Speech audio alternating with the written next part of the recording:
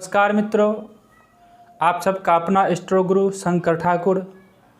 मैं अपने YouTube channel astro page पर उपस्थित हूँ और आज आपसे बात करेंगे सूर्य प्रथम भाव से लेकर द्वादश पर्यंत क्या फल देगा। प्रथम भाव में स्थित सूर्य क्या फल देता है और क्या नुकसान करता है। द्वितीय भाव में स्थित सूर्य क्या फल देता है और क्या नुकसान करता है। इसी तरह से प्रथम भाव से लेकर द्वादश पर्यंत बात करेंगे। इससे पहले सूर्य के बारे में कुछ जान लेते हैं। सूर्य को समस्त जीवों का आत्मा कहा जाता है, क्योंकि सूर्य नवग्रह मंडल में जो सौर मंडल में नवग्रह उपस्थित है उन नवग्रहों का राजा माना जाता है। सूर्य अपनी रश्मियों द्वारा अंतरिक्ष में व्याप्त रहता है, स्वर्ग में व्याप्त रहता है और पृथ्वी लोक में व्याप्त रहता है। सूर्य अपनी रश्मियों के कारण ही सूर्य को पोषक माना जाता है। संसार का पोषण करने वाला अगर कोई नवग्रह मंडल में है तो वो सूर्य है। सूर्य को पोषण करने के कारण ही नवग्रह मंडल में राजा माना गया है। सूर्य को काल पुरुष के कुंडली में आत्मा कहा जाता है। सूर्य के प्रकाश से सारा संसार प्रकाशित होता है, इसीलिए सूर्य को नवग्रह मंडल में सबसे राजा की उपाधि दी गई है। अगर राजा सूर्य की जाति की बात करें तो सूर्य क्षत्रिय वंश से है। सूर्य के अगर गोत्र की बात करें तो कश्यप गोत्र से उपस्थित है। सूर्य को अगर सबसे ज़्यादा प्रिय कोई वस्तु है तो ताम्र वस्तु है और तांबा वस्तु है। सूर्य का स्वामित्व के बारे में बात करें तो सूर्य का स्वामित्व हमारे सिर पे होता है, हमारे मस्तिष्क पे होता है, हमारे आँखों में होता है, हमारे हृदय पे होता है, हमारे पेट में, हमारे छाती पे होता है, हमारे आँखों में होता है। और सूर्य के स्वामित्व कभी कभी हड्डी और हमारे जठराग्नि पर भी पाया जाता है। इसलिए सूर्य को बात करें आगे, सूर्य का आधिपत्य जो है वह शारीरिक गठन पे है। शारीरिक गठन कैसा होगा ये सूर्य से ही देखा जाता है। हमारा शरीर कैसा ये सूर्य से ही देखा जाता है। हमारा राज्य, हमारा ऐश्वर्य कैसा होगा, हमारा सुख कैसा होगा, हमारे जीवन में हमें पिता का कितना सहयोग मिलेगा यह सूर्य से ही देखा जाता है। हम अपने जीवन में कितना श्री लक्ष्मी को प्राप्त कर पाएंगे यह सूर्य से ही देखा जाता है। हमारे आसपास हमारा वैभव कैसा होगा यह सूर्य से ही देखा जाता है। हमें समाज में कैसा मान और प्रतिष्ठा मिलेगा, कैसा यश मिलेगा, क्या अपयश मिलेगा, यह सूर्य से ही देखा जाता है। इन सभी बातों का ध्यान हम सूर्य को जन्मपत्रिका में देखकर ही अनुभव कर सकते हैं या निकाल सकते हैं। उसके बाद बात करते हैं, सिर में अगर दर्द है तो यह सूर्य से प्रभावित है। आँख अगर खराब है तो यह सूर्य से प्रभावित होता है।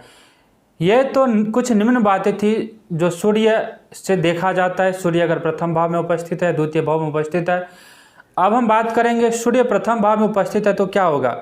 प्रथम भाव में स्थित सूर्य जातक को शक्तिशाली, सक्रिय एवं लक्ष्य पर केंद्रित बनाता है। ऐसे जातक किसी के नीचे काम करना पसंद नहीं करता है। जिस जातक के प्रथम भाव में सूर्य उपस्थित हो वह जातक किसी के भी नीचे कार्य करना पसंद नहीं करता है। कभी कभी इन जातकों में क्रूरता आ जाता है, अभिमान बस कुछ ज़्यादा ही क्रूरता आ जाता है। स्वभाव में कहीं कहीं तानाशाही देखने को मिलता है, जैसे कभी राजा।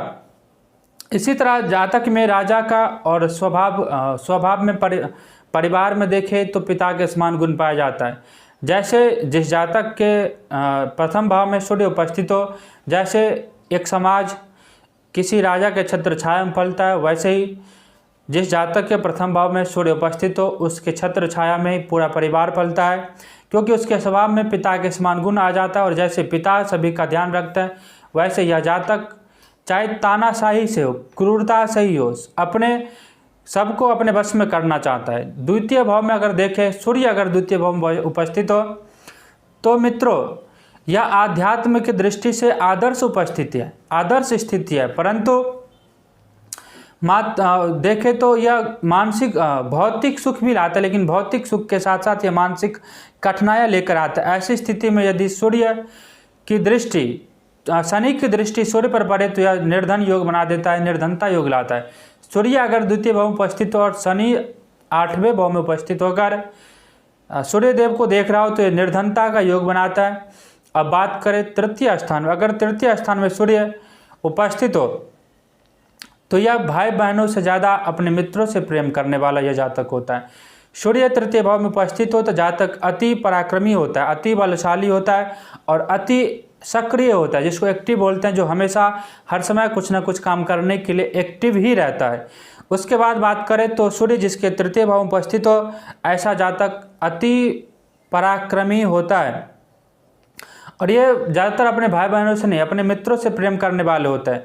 सूर्य अगर चौथे भाव में उपस्थित हो तो ये हृदय के लिए, हृदय रोग संबंधित समस्या देता है, हृदय के लिए अच्छा नहीं होता है।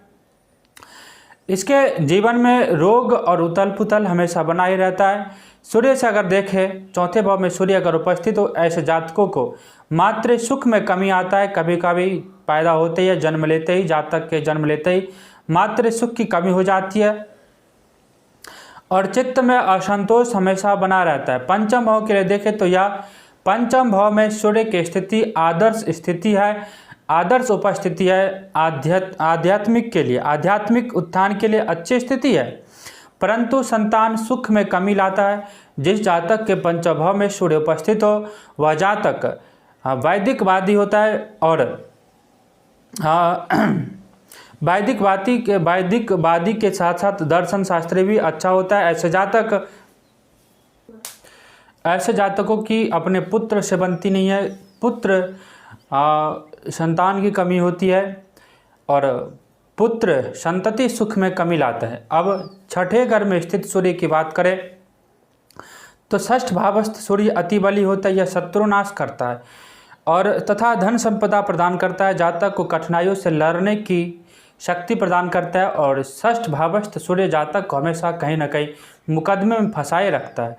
अब सातवें भाव स्थित सूर्य की बात करें तो यह वैवाहिक सुख के लिए वैवाहिक सुख में कमी लाता है। वैवाहिक सुख के लिए सप्तम भाव में स्थित सूर्य अच्छा नहीं माना जाता है। ऐसा पुरुष पर स्त्री में आसक्त हो जाता है, तलाक आदि की संभावनाएं बन जाती है।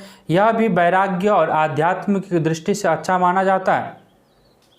अष्टम भाव में स्थित सूर्य हड्डियों में पीड़ा देता है, आयु के लिए अच्छा होता है। धोखे खाने पड़ते हैं, परंतु जातक में सेनापति का गुण होता है। ऐसे जातक की आयु की स्थिति शुभ होती है तथा योग मार्ग में अच्छी खासी रुचि बन जाता है। नवम में अब बात करें सूर्य की स्थिति, जिस जातक की सूर्य नवम भाव में स्थित हो उस जातक के लिए बात करते हैं। नवम में सूर्य देव अगर उपस्थित है तो तीर्थ यात्रा बहुत सारी होती है, दूर दूर की तीर्थ यात्राएं की जाती है। कठिन साधनाओं में भी साहस की संरुचिता बनी रहती है। यह जातक अहम से ग्रसित हो जाता है, इसीलिए यह अपने जीवन में मार खाता है। अब बात करें दसम में स्थित सूर्य के लिए तो जिस जातक की जन्मपत्रिका में सूर्य दसम भाव में उपस्थित हो तो ऐसा सूर्य की उपस्थिति हमेशा ही अति शुभ माना जाता है। यह राज अधिकारी होता है और ऐसे जातक जिसके जन्मपत्रिका में सूर्य दसम भाव में उपस्थित हो वह जातक ज्ञान मार्ग और कर्मकांड से विमुख होता है। ऐसे जातक साहसी होता है, धनी होता है और कई सारे वाहनों वाले भी होते हैं। एकादश भाव में स्थित सूर्य के लिए बात करें, जिस जातक की जन्मपत्रिका में सूर्य एकादश भाव में स्थित हो ऐसे जातक उच्च अधिकारी से मित्र होता है। कई सारे उच्च अधिकारी से मित्रता होती है। जातक में के जीवन में कभी पैसे की कमी नहीं आता, पैसे लिक्विड कैश हमेशा बनाए रहता है। जातक साहसी होता है, कई सारे गाड़ियों का मालिक होता है। अगर सूर्यदेव जन्म पत्रिका में द्वादश भाव में स्थित हो तो यह राजयोग को भंग करने वाला होता है। कई सारे लोग कहते हैं कि हमारे जन्म पत्रिका में या जन्म कुंडली में तो कई सारे राजयोग बन रहे हैं, परंतु राजयोग फलित नहीं हो रहा है। तो ऐसे जातकों कुंडली में देखा जाता है कि सूर्यदेव या सूर्य की राशि मोस्टली द्वादश स्थान में स्थित होती है। अब द्वादश स्थान में सूर्यदेव स्थित होता है तो वैवाहिक जीवन में जो सबसे अहम सुख होता है, अहम भाग होता है सैया सुख, उसको नष्ट कर देता है। परंतु सूर्य की द्वादश भाव में स्थिति आध्यात्मिक उन्नति के लिए बहुत ही अच्छा स्थिति माना जाता है। ऐसे जातक के मन में वैराग्य उत्पन्न हो जाता है, सामाजिक कार्य के लिए अच्छा माना जाता है, परोपकार के लिए अच्छा माना जाता है और परोपकार में लगकर ऐसे जातक बहुत ही सुखी जीवन व्यतीत करता है। तो आज हमने आप सबको बताया सूर्य प्रथम भाव से द्वादश पर्यंत सूर्य की स्थिति क्या प्रदान करता है, क्या नुकसान देता है, किस भाव में स्थित होकर सूर्य क्या नुकसान करता है। मित्रों, जन्म पत्रिका में अपने जन्म पत्रिका में सूर्य को देखकर सिर्फ एक ग्रह को देखकर यह तय नहीं किया जा सकता है कि जन्म पत्रिका खराब है या अच्छी है या कैसी है, क्या फल मिलेगा नहीं मिलेगा। यह फलादेश सूर्य की स्थिति है, सिर्फ यह राशियों के अनुसार नहीं है, सूर्य की स्थिति के अनुसार है। राशियों के अनुसार सूर्य की स्थिति की फलादेश अलग हो जाती है। इसलिए अपने जन्म पत्रिका में सूर्य की उपस्थिति को देखकर ना घबराएं और किसी योग्य ज्योतिष से मिलकर, योग्य ज्योतिषाचार्य से मिलकर ही अपना जन्म पत्रिका को फलित करवाएं और उससे संबंधित राजयोग के बारे में जानें, सूर्य की उपस्थिति के बारे में जानें। वीडियो को अच्छा लगे तो लाइक करें और हाँ, सबसे बड़ी बात कि आप लोग वीडियो को पूरा नहीं देखते हैं, यह गलत बात है। वीडियो को पूरा देखा कीजिए और वीडियो को अपने इष्ट मित्रों में, अपने सभी मित्रों में शेयर कीजिए, लाइक कीजिए, ताकि सब्सक्राइब भी कीजिए, ताकि वीडियो का चैनल आगे बढ़े और इसी तरह के ज्ञानवर्धक वीडियो आप सबके लिए मैं बनाता रहूं और लाता रहूं। तब तक के लिए नमस्कार।